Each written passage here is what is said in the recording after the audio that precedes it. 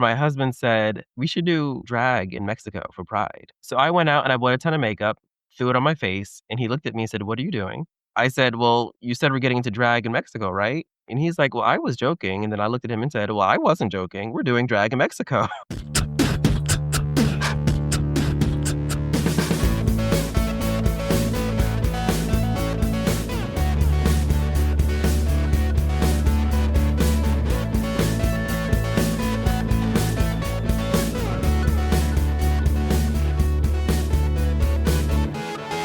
Hello, my LGBT cuties, and welcome back to another episode of A Jaded Gay.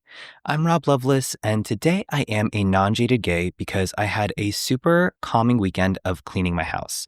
I know that may sound like the opposite of calming, but for me, cleaning my house, just having a clean home, it feels so relaxing. And I don't know if I've mentioned this before, but like once a month, I clean every week, but once a month I do like a deep clean of the house. So it starts with me saging the house to get all that bad shit out, get rid of the bad energy. And then, I dust the whole house, I run the Roomba, I mop the floors, just everything top to bottom. And it's exhausting and takes hours. But then afterwards, I usually plop on the couch and look around and say, I am at peace. Anyway, from me sweeping the floors to a queen who is truly sweeping the stage, I am super excited to have a very special guest on today to talk all about drag performances, Golden Girls, and the importance of identity and authenticity at the center of all of that. So we will bring her on in a minute. But before we do, you know the drill. Let's pull our tarot card.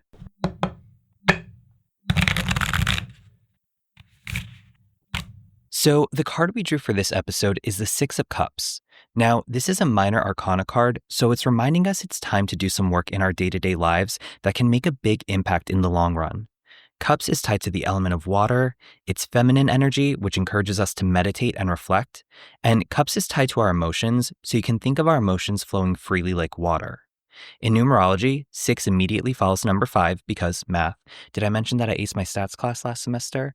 But 5 is typically referred to as a conflict number. So when we pull the 6, it's showing us that we've moved on from that hardship and we're entering a period of balance and harmony. And specifically, the Six of Cups is asking us to turn inward to reconnect with our inner child so that we can experience that sense of wondrous joy like we did when we were younger. And by doing so, we give ourselves permission to feel free, spontaneous, and creative. And ultimately, this helps center us in the present moment so we can channel our authentic selves and intuition to guide us forward. And with that in mind, I'm very excited to welcome our guest. She is a truly stunning queen and Miss Gay Pennsylvania America 2025. Please welcome Heavens to Betsy Stratton. Hi, Betsy. How are you today? I'm good, Rob. How are you, love? Doing well, thanks. Thank you so much for coming on this early Saturday morning. I know you said you had a late night show, so I appreciate you being up and at 'em for this episode. Girl, we're going to try and get it together because truth be told, one eye is open. My mouth is still crusty from the drool. So we'll get it together. Oh, I totally get it. Been there, done that. But hopefully, the episode will be energized and we'll be good to go by the end of it. Yes, ma'am. So want to kick it off. Can you please introduce yourself to the audience? Tell them a little bit more about you, how you identify, pronouns, background, career, all that fun stuff. Absolutely. So my name is Heavens to Betsy in drag. Out of drag, my name is Joe, but we don't talk about him right now because we're focusing on Betsy. But out of drag, I use he, him pronouns. In drag, I use she, her pronouns. I live in Philadelphia with my husband, and I've been doing drag for almost 7 years now, which I'm sure we'll get into a little bit more in a bit. And as you mentioned, I just got in from a show last night pretty late, so I'm tired. Well, usually my next question is I'm going to ask if you are a jaded or non-jaded gay today, but I'm guessing you're probably a little bit of a tired gay too. Absolutely tired, and honestly, I think I'm jaded this week. And I'll tell you why. This weather. I'm not about it. I know we're recording a few weeks before this actually airs, but outside right now it's cold. I think we're supposed to get snow today. This is not part of my fantasy. This is not my tea. I am unhappy. I want my mommy. Just take it away. I am fully jaded. See, I'm the opposite. I kind of like when the weather gets like this because it gives me an excuse to not leave the house. So then I'm just in sweatpants all day on the couch with a cup of tea. So that's what my plan is going to be after this, hopefully. Oh, that sounds really nice. And I'll accept that for you. That's good. Thank you. Awesome. Well, as we touched upon at the top here, you are Heavens to Betsy, the fabulous drag queen. So to kick off the episode, can you tell us a little bit about what drew you to pursuing drag and the career you've built over the past 7 years? Absolutely. So, truth be told, it was my husband who got me into drag. Not into drag physically, like, he's not my drag parent, but he introduced me to the world of drag. I'll try and summarize the story, but when we first started dating almost 10 years ago, and we're married now, we've been married for almost 3 years. When we first started dating almost 10 years ago, um, he wanted to watch a TV show about drag queens one night, and I said, "Sure, we can watch it." Of course, that show was RuPaul's Drag Race, which I had never seen before. Drag just wasn't my thing. I didn't know much about it before, meeting my now husband. So we watched the TV show. It was fantastic. I loved it. The very first episode I ever saw was a season 9 finale with Sasha Velour and the Rose Petals. For any of your followers and fans who know that episode, they know what I'm talking about. Iconic episode. That was the first one I ever saw. Set the bar incredibly high. Absolutely loved it. So then we started going to drag shows locally in Philly. I loved going to drag shows. So much fun. So fast forward a couple of years, we were planning a vacation to Puerto Vallarta, or PV as it's commonly known, Mexico, for vacation. And we were going to be there during their Pride. And my husband said, we should do drag in Mexico for Pride. No one's going to know us there, so we should do it. I said, yeah, we should. So I went out and I bought a ton of makeup, threw it on my face, and he looked at me and said, what are you doing? I said, well, you said we're getting into drag in Mexico, right? And he's like, "Well, I was joking." And then I looked at him and said, "Well, I wasn't joking. We're doing drag in Mexico." So we fully did drag in Mexico for Pride. I absolutely loved it. Came back home to the States, started performing, and I have been performing ever since. So I fully attribute my drag career, at least the beginnings, to my husband. If it wasn't for him, I likely would not be where I'm at right now. That's awesome. And it sounds like since then you've really developed your persona and built this awesome career. I know you have a ton of accolades that I definitely want to get into. So, can you tell us from starting out to now, how would you describe your drag persona and performances?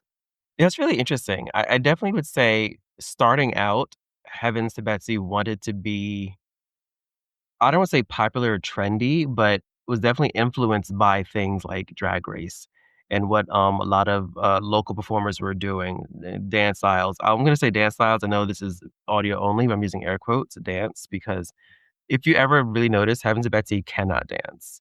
She pretends to dance, and she pretends very well, but she pretends very well, and mostly people at drag shows are drinking, so they don't know the difference anyway. But anyway, when I first started, Heaven definitely wanted to be, part of the in crowd and tried to model herself that way. But I think as I've grown over the years, I really found my niche in doing what I want, which isn't always going to be the most popular thing, and that's fine. I love doing a park and bark, which is a ballad, like, you stand there and you look pretty and you do, like, an emotional song. I love doing spoken word, especially for talents when I'm in pageants, which as you mentioned, I have lots of accolades. We can get to those later. Um, I love being stupid and silly and somewhat campy. Um, I love making stupid videos, like, it's just I truly am all about having fun now, whereas I'm not so concerned about trying to do what everyone else is doing or trying to be influenced by what's on TV currently. I'm just here living my best life and enjoying every moment of it. Um, I think that's the best way I could describe my persona over the years, is just someone who's out to have fun. And your shows are definitely fun. I actually got to see you perform back in February last year. And I was really impressed by one part of your performance in particular. You did Hush Hush by the Pussycat Dolls, and then it cut into interpolations of monologues from Golden Girls. And I know, we've obviously talked since then, and Golden Girls has a special place in your heart. So I wanted to learn a little bit more about what inspired you to incorporate that into your performance. So it first started because that number in particular, because I was asked to do a Golden Girls brunch. So a lot of drag performances, as you may know, or as some of your listeners may know, there are a lot of themed shows or themed brunches or themed events. So you try to create a number based around that theme. So it's asked to do a Golden Girls brunch. So when I was thinking of doing Golden Girls, immediately I went to one of my favorite characters, Dorothy, who is just so quick-witted, and her one-liners are just fantastic, and she has her funny moments, but she also has her moments where she can be serious and quite emotional, which that number you're referring to, I had some of that in there. Um, Golden Girls for me was just so impactful. It's very nostalgic in a way. I watched Golden Girls with my mom a lot growing up. It's one of our many shows, that and Judge Judy. I see a trend here. Dorothy and Judge Judy both very quick-witted and quick on the tongue.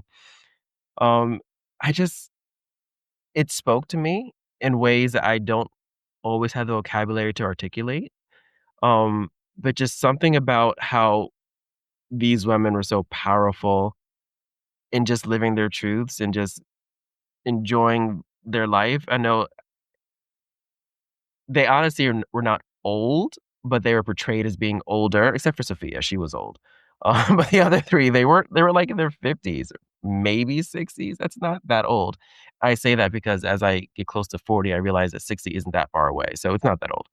Um, yeah, it just I really was drawn to the quick-wittedness of Dorothy and all the girls in general. It was really fun. Now, I have to admit, The Golden Girls is a little bit of a cultural blind spot for me. I didn't grow up watching it. During the pandemic, I did watch a couple of the seasons and I liked it. Part of the reason why I watched it was because I know so many gay men said they loved it and it had a big tie into gay culture. It seemed to be kind of like an iconic gay show. And I think through your description there, you kind of touched upon some themes that we're going to get to here. But why do you think The Golden Girls resonate so deeply within queer culture? That's a tough one.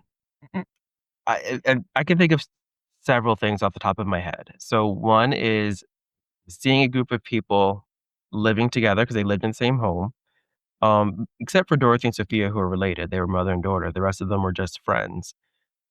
I think in the queer community, we oftentimes build our families with our friends. In some cases, we may even live with them. And so immediately that's a tie-in right there. You're seeing something that's familiar to you, a home situation that is not your quote unquote norm. It's out of the norm, and a lot of queer life is out of the norm. So immediately there's that connection. I think too, just the dynamic of the friendships and the different personality types. I think there's lots of parallels between queer friendships and queer friend groups. You have your motherly type, you have your quote unquote slutty one, you kind of have the dumb blonde, and then you have like the mean, jaded, bitter one. And I think a lot of queer men, particularly, have those archetypes in their friend groups.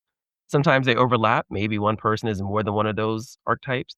Um, and so just seeing that portrayed on television and seeing something that's so relatable kind of drew gay men to it, I think. And then also just the quick-natured, quick-tongued, the cattiness, the subtle shade back and forth between the 4 women. Something definitely queer people, particularly queer men, have in their friend groups. We are definitely shady and quick-witted, quick-tongued with one another. It's all in love. We don't do it if we don't love you. So, honestly, if we're nice to you, we don't like you. But if we're mean to you, it's like that's what and it's so relatable, and I think that's what really drew people to it, just the relatability of it all. And as you're talking through those archetypes there, I was wondering which Golden Girl do you most identify with, and how do you channel her in both your day to day life and in your drag performances? I 100% believe I am Dorothy.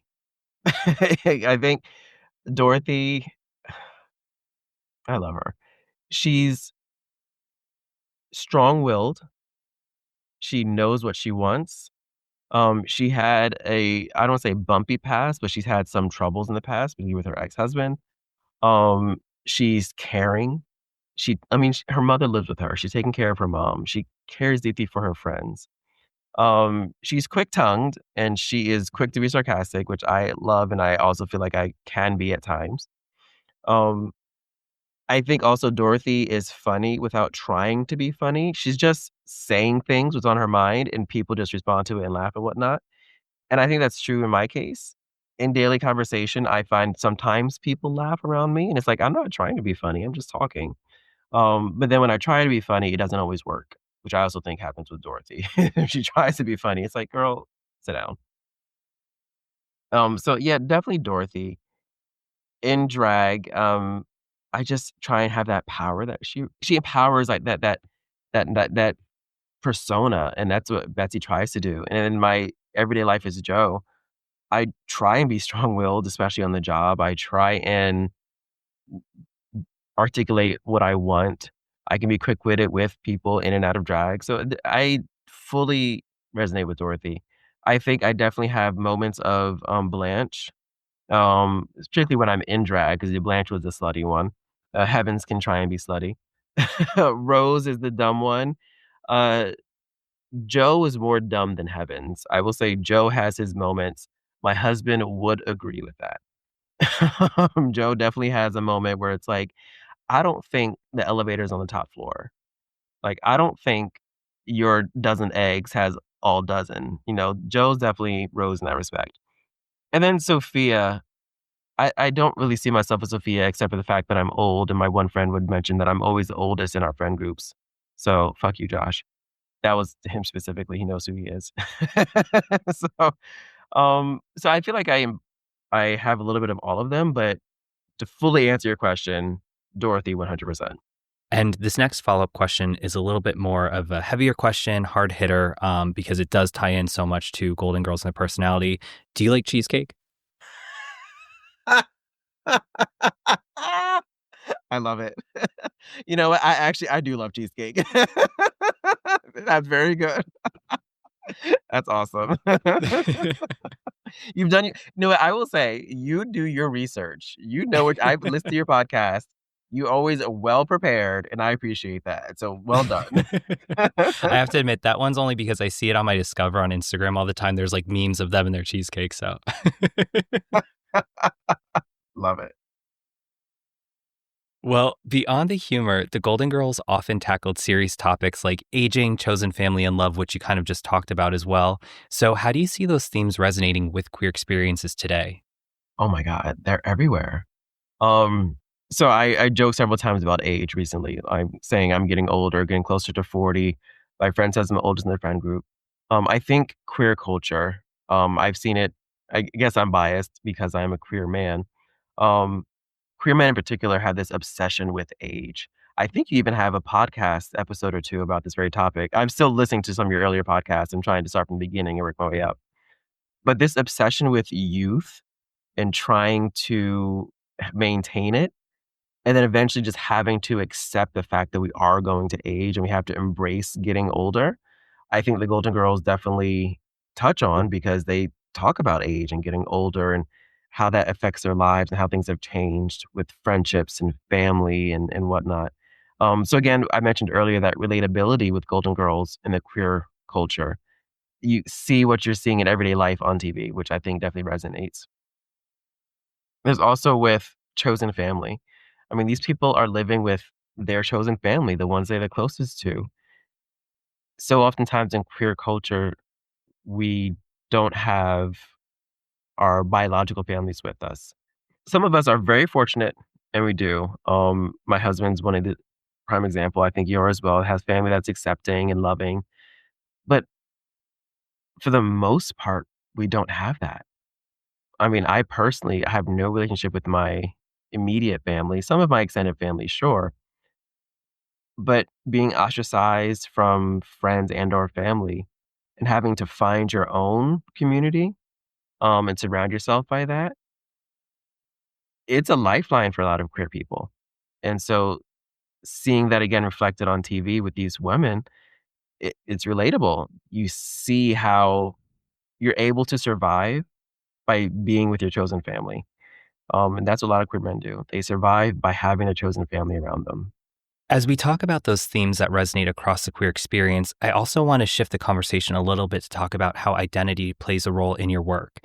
So, February, as you know, is Black History Month, and drag itself has deep roots in Black and Latinx queer culture, particularly within the ballroom scene. And for anyone unfamiliar, ballroom was an underground LGBTQ plus subculture dating back to the 1800s where Black and Latinx performers formed chosen families known as houses and participated in competitive balls that centered on identity and artistry. So, with that in mind, what does the intersection of identity mean to you, and how do you celebrate identity in your performances? That's really important to me. There are so many facets of my identity that I try and embrace in and out of drag. So I am a Black queer man. So Black and queer are the two primary identifiers there. Um, so in drag, showing up as a Black person in oftentimes predominantly white spaces or non-Black spaces is really important to me, um, because diversity and representation, in my opinion, matters, and not just in showing up and being visible, but also what I perform. So I do enjoy various types of music, and I tend to perform things that I know would be crowd pleasers. But there are times when I do things simply because I want to do them and they're important to me. And particularly with pageants, I do a lot of talents that focus on the Black experience. I love doing spoken words, spoken word poetry in particular, that focuses on empowering Black people, Black women in particular. So I've done a number of pageants in the Miss Gay America pageant system, and I would say almost all of my talents have been centered around Black people and Black voices. I've done other pageants where I've also done spoken word on Black queer experiences. It's important to show that because not a lot of people are doing that, at least in this general area. There's some parts of the country where they are, but at least in this general area, you don't really see it. And so it's important for me to do that. There are other ways that other artists really incorporate their Blackness in their artistry. Um, they love doing like rap songs. I can't. My mouth doesn't move that fast. Well, sometimes it does, but not when doing raps. um, and showing what they're wearing really shows part of the Black culture in terms of fashion. And I do that to an extent as well, but I really focus on the spoken word aspect of it because I think that's also part of queer culture that is not often explored in the drag scene is spoken word poetry. So I love doing that. There is one talent I did. This was for a couple pageants a couple of years ago. It truly was a spoken word entirely about Black people being oppressed and just the anger and frustration about it. It was coming from the perspective of a Black woman, and just hearing her be so passionate about the injustices that people face and how she's feeling about it, and the fact that people come at her and say, "Why are you angry?" And she has a litany of reasons why. Like, it's just things like that to me are important to show, to make sure they're still talked about, because if things aren't talked about, they're not gonna be addressed, not gonna get fixed. And also, that in itself is still art, because art is subjective, art is performative, and all these things I think people should see. Um, if nothing else, I know there's gonna be some in the audience who that will resonate with, and a lot of drag performance, in my perspective, is touching people. Well, not physically, sometimes, but touching their emotions, and when you highlight specific, experiences that can reach specific people and touch them, and then you get to see that visually and or maybe they talk to you after a show and say, like, "That really touched me." That's what I love the most, which is also why I do it, because it's important to me, but I also know that it's gonna be important to somebody else, and I love that connection with people. And who are some Black icons both within and outside of drag who inspire you? In drag, one of the people who I love so, so much is Hot Chocolate. That's their drag name. Out of drag, Larry Edwards. They are the very first Black Miss Gay America. They are a world-renowned Tina Turner impersonator. You might have seen them in, like, Miss Congeniality too, other TV spots. They do a Tina Turner show out in Vegas, I believe, on the Vegas Strip. Um, I love them so much, and I got a chance to meet them when I went to Miss Gay America a couple years ago. The sweetest person on the planet, so sweet. I just love their career and that they've made a name for themselves in a field where not many people get to do that. When you think of popular drag icons, people immediately think of like RuPaul, like Lady Bunny, Coco Peru. Like these names first come up. Um, in my opinion, hot chocolate is up there, truly making a name for herself. I love when anyone is the first Black to do something. So, being the first Black Miss Gay America, absolutely love. I was a f this is crazy to say, I was the first Black Miss Gay Philadelphia America in 2023. Um, Insane, but yeah, the first one. I just I just find it very inspiring. It's very uplifting. Seeing that example is something I like to strive to be. Hopefully I have a career that lasts almost 50 years one day. Like, that'd be great. So that's in drag. Out of drag, um, which is still in some respects you could say in drag. And when I say this person's name, Billy Porter. Because Billy is very lives authentically, definitely blends the line between masculinity and femininity. Um, and I absolutely love that. And there's such a voice for the Black queer community and everything they do. Like I really fell in love with Billy when he was on, Pose. I know you mentioned ballroom culture. Well, Pose was a TV show, centered around that, the ballroom scene in New York City in the 1980s and early 90s.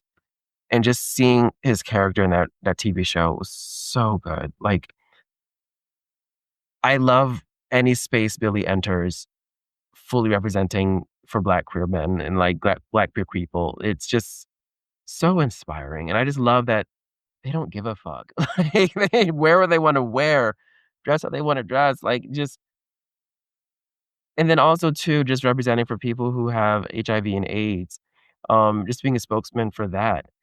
Billy came out as being HIV positive several years ago because of his character on Pose, who was HIV positive, and just speaking up. Like, I love people who speak up and speak out. I mean, it's something I definitely could do more of, but they're definitely people who inspire me to do that, you know? And based on your experience, what are some meaningful ways that drag and queer communities can better celebrate and uplift queer Black voices? So, yeah, definitely, I think I said it earlier, is just being present, showing up in spaces, um, and not just in spaces with other Black queer people, but spaces where they're not represented. Um, I'll be the only chocolate chip in a bed of white rice. You know, I'll be the only chocolate chip or the raisin in a snowfield, like, and it's fine because I need to be present. I wanna show up. So I think that's something that people can do is being present. And speaking about on issues that affect us, there are some issues that affect the entire queer community, but there are specific issues that affect the Black and brown queer community. And if you don't speak on it, no one's gonna get it. If it's not getting attention, nothing's gonna be done to address it. There's so many disparities, like you think wage disparities, housing, opportunities for development and growth, and not just in the drag scene, but also in like in corporate America. Because I do have a day job. I work in corporate America, and just seeing Black queer people in positions of power, it's so rare depending on the industry that you're in. And in my industry, I work in the tech industry. It's predominantly cis het white men. So you don't see a lot of women. You don't see a lot of Black and brown people. You don't see very few queer people. And so me being a Black queer man in the tech industry, trying to, at least in my company, you know, be representative, like, if nothing else, just showing up, showing your face, speaking out when you can is a huge deal. And I think more people did that, things would be better. I hope that answered the question. I ramble a lot. Heaven said Betsy needs to calm down. Thanks. How do you want your drag legacy to contribute to both queer and Black cultural history? So when I was planning on competing again for Miss Gay America this year, you have to do several different prelims. So I did, at least for the state of Pennsylvania, I did a city level prelim. I made it to the state. I won the state. Now I'm going to national Miss Gay America. As I was planning what I was going to be doing, I wasn't sure what talents I wanted to do because I mentioned I've done a lot of spoken word, particularly by Black queer artists or Black artists in the past. And there was a time when I was thinking, I don't want to be known just for that. I wanna be known for being able to do other things. But then someone told me, or rather asked me, really wanted me to think, "Why? Why don't you wanna be known for that? What do you wanna be remembered for?" And I sat back and I thought, and I said, "You know what?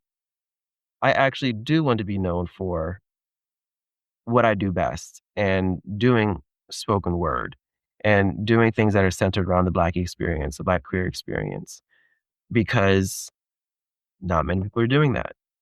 You have some performers who are known for their looks, some performers who are known for their activism, some performers who are known for their performance ability. I would love my legacy to be known for representing Black queer voices in a space where it's not often represented. I think that's important to me. Like, it took me a second, even this past year, to really embrace that, and once I did, I'm full force. And not just because it's something that I do well in a talent in a pageant setting, but also I would love for someone to say 5, 10, 15 years from now, "You know Heaven to Betsy? Oh my god, I love her. She did this great spoken word piece at such and such event." Or she did this amazing, presentation or whatever that centered around the Black experience, so on and so forth. I'll give you a little sneak peek. Well, I guess by the time this airs, it would have already happened. But for Miss Gay America, 2026, the presentation, theme is American Horror Stories nightmares, I believe, or nightmares in general. And so in preparing what I wanted to do and I was trying to get inspiration, I'm actually borrowing a piece from another drag performer here in Philadelphia, but it is a tar and feathered look. And if you know anything about US history, particularly with regards to racism and issues with, Black people in times past that stemmed from slavery and the ending of slavery, so on and so forth. Black people are often tarred and feathered.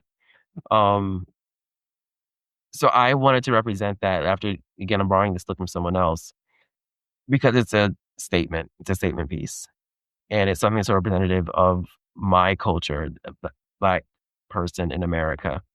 Um, I would love for someone to be able to say, again, talking about my legacy in a couple of years, she wore this amazing piece. It was so powerful. It was so moving. It was so representative of her culture, her people. I think that's what I want to be known for. And I'm happy to be known for that. I had to learn to be happy with it, but now that I'm here, I'm good. Absolutely. And you touched upon some of the pageants that you've competed in, and I know you are a highly decorated queen. So do you mind just taking a moment to go through all the titles and awards you won? You know what's crazy? It's not many, but it feels like a lot. So, um, I won Miss Gay Philadelphia America 2023. I'll only list the actual titles I've won on it because I've competed in many things, but I'll just list the titles. So that's my first title. I am currently holding 4 titles. So I'm Miss Crimson Moon 2025. I am Miss Gay Central Pennsylvania America 2025.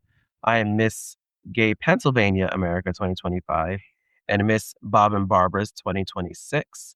And then I've won several awards in some of the pageants I've done. I know the most recent pageant, Miss Gay Pennsylvania America, I won every category. So there's several categories I won. When I went to Miss Gay America the first time a couple of years ago, I won several awards there. I was the first person. Now I'm just bragging, but why not brag a little bit? That's another thing. Sometimes people, without being cocky, need to talk about their accomplishments. I'm going to sidebar just for a moment. Talking about representing for Black people, Black queer people, I think important part of that is also recognizing their accomplishments, recognizing their contributions. So I'll take just a minute and recognize mine since you asked. So when I went to Miss Gay America the first time a couple years ago, I placed 5th in the country. So I was top 5, 4th alternate for those who know pageant speak. I was the first person representing Pennsylvania to make it to the top 5 at Miss Gay America in the history of the pageant system. So in 50 something years, I'm the first person from Pennsylvania to make it to the top 5. Um, I am the first person from Pennsylvania, rather representing Pennsylvania, to win multiple prelim awards. I was the first one to win the award for personal interview. Because apparently I interview well. How am I doing? Can you attest? Is that true? You're doing amazing, Push sweetie. this. Yeah. So yeah, I've done a lot, and I've won some awards, and I'm very happy with that. I'm going to Miss Gay America again in a couple weeks. But again, I know by the time this airs, I would have already went, and I hope to repeat some of that success. I mean, I would love to say that I'm the first person from Pennsylvania to make it to the top 5 in Miss Gay America twice. Because again, I'm the first one to make it there once, and as of yet, no one else has. So I would love to do it a second time. Maybe even get the crown. I was really close last time, so we'll see what happens this time around. Yeah, I think that's all the titles that I have. Yeah. I mean, I guess I've come close to winning other things, but I've only listed the titles that I actually own. That's amazing. I mean, I really appreciate you walking us through your whole drag career because you do have such iconic performances and are such a great performer. It was so fun seeing you last year. So I'm looking forward to seeing some upcoming shows and pageants as well. And as we're coming to the end of this episode and bringing it all together, from the ballroom scene to Golden Girls, both have left a lasting imprint on queer culture throughout their themes of chosen family and resilience. So with that in mind, what do you hope people take away from a Heavens to Betsy show? Ooh. I would honestly say I want people to remember they had fun. So aside from any representation, touching people and relating to them on certain experiences, more than anything, I want people to recognize or remember they had fun because drag is entertainment. People go to drag shows to be entertained. I am an entertainer. Um, yes, I want people to be moved and touched, and I want people to feel seen and represented and loved. But ultimately, I want people to have fun. We both as entertainers and as guests go to shows to escape the world for a couple hours or what have you. And there is enough going on right now that we all need an escape a couple hours a week if you can get to it. Um, so I would love to be able to people to come to a Heaven's to Betsy show and escape their world, whatever's going on, for just a couple of hours and remember that they had a good time. If they can do that, then I have accomplished my goal and I am happy. And yeah, just have fun. Just have a good time. Let loose. Let your hair down. Have a couple drinks. Tell me I'm pretty. Give me money. That's really it. Give me money. That's what I want. I want your money. And connecting it back to the tarot, the Six of Cups, again, this card is all about our emotions and reflecting inward to reconnect with our inner child. And this allows us to experience joy freely and channel our authentic selves to guide us forward based upon our intuition. And like Betsy talked about throughout this episode, it is so important that we get in touch with our identities and honor every aspect of ourself. And while identity can sometimes feel individual, there is a collective responsibility there. As an LGBTQ plus community, we should be working together to uplift and affirm each other. You know, we don't all share the same background or have the same experiences with family, so it's important that we come together as a chosen family to help everyone feel safe and supported so that they can channel their authentic selves. And we've seen that today through talking about the Golden Girls and ballroom culture. And while they may seem like two very different concepts, they do highlight the importance of carving out space for each other to be seen and celebrated. So, whether we're going to a drag show, playing in a queer sports league, or just baking a cheesecake with friends, let's make sure we're creating environments filled with joy and authenticity. Well, Betsy, thank you so much for coming on today. This was such a great and inspiring episode. I really appreciate you being so vulnerable and sharing your insights with us. So, for all the listeners out there, can you tell them how they can learn more about you, connect with you, and see you in some upcoming shows? Plug all the things. Absolutely. So you can find me on Instagram. That's the social media app that I use primarily. My handle is at heavens, the number 2, Betsy underscore Stratton. You can also find me on Facebook. I don't use that as often, but you can find me there. It's the same handle. You can find me on Venmo. I use Instagram primarily, but Venmo is my favorite. Give me money. So my handle's the same there as well. I do have Cash App. I don't really use that one. It has my government name in it, so we'll just stick to Venmo for now. But you can follow me on Instagram. That's where I post all of my upcoming shows. If any of my shows are ticketed and require tickets, I have a link tree in my Instagram bio, so you can get direct links to all of my upcoming ticketed shows. I update it regularly. I updated it earlier today, in fact, for upcoming shows that I have. You can also, if you're in Philadelphia, or even if you're visiting Philadelphia, most Thursday nights, I'll be at Bob and Barbara's Lounge in South Philly. That's 15th and South Streets. I'm the reigning Miss Bob and Barbara's, so I'll be there almost every, not almost, but most Thursdays. There's a show every Thursday night, so I'll be there quite often. You can catch me. There are 2 shows, 7:30 and 9:30. I'll be in both shows, and I am there on Thursdays at Bob and Barbara's Lounge in South Philly. I'm also Miss Crimson Moon, so if you wanna come down to Crimson Moon in Wilmington, Delaware, you can find me there. I'll be all over the state, in the tri-state area, as your reigning Miss Gay Pennsylvania, America. But honestly, follow me on Instagram. That will be your centralized place to keep up to me 100%. And like my videos and like my posts. Make me feel pretty. Give me money. That's what I want. I want your money. And all that information will be in the episode description. So definitely check her out, get tickets to see a show, and enjoy a great night out. And for the podcast, you know the drill. You can reach out to me with any questions or feedback, rob@ajadedgay.com. Please remember to rate, review, and subscribe. 5 stars only. I greatly appreciate it. For more information on this episode, our guests, resources, blog posts, links to socials, merchandise, all that fun stuff, you can visit the website at jadedgay.com. You can connect with the podcast on Instagram, TikTok, SoundCloud, and YouTube at A Jaded Gay. Yes, I did just update all the social links because I've moved beyond just the podcast. We have the blog post and now the YouTube video, so it's just becoming a full-on multimedia thing. So instead of A Jaded Gay Pod, we are at A Jaded Gay across all platforms. And you can connect with me personally, Rob Loveless, on Instagram at Rob_Loveless. Also, if you're feeling generous, consider supporting the podcast on Patreon for as little as $1 a month. That gets you instant access to episodes ad-free, a day early, plus exclusive monthly bonus content. Or if you only want to access the monthly bonus episodes, you can purchase them for $3 each. And if you're scared of commitment, don't worry, I get it. You can make a one-time donation on Buy Me a Coffee for any dollar amount. And both the Patreon and Buy Me a Coffee are at A Jaded Gay. And remember, every day is all we have, so you got to make your own happiness. Bye!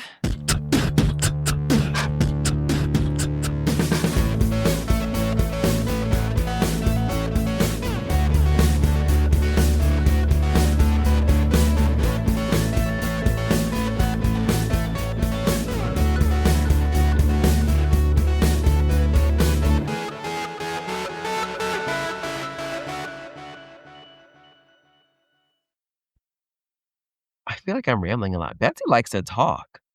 Oh my, I was sitting here thinking, I'm doing a lot of talking. I need some water.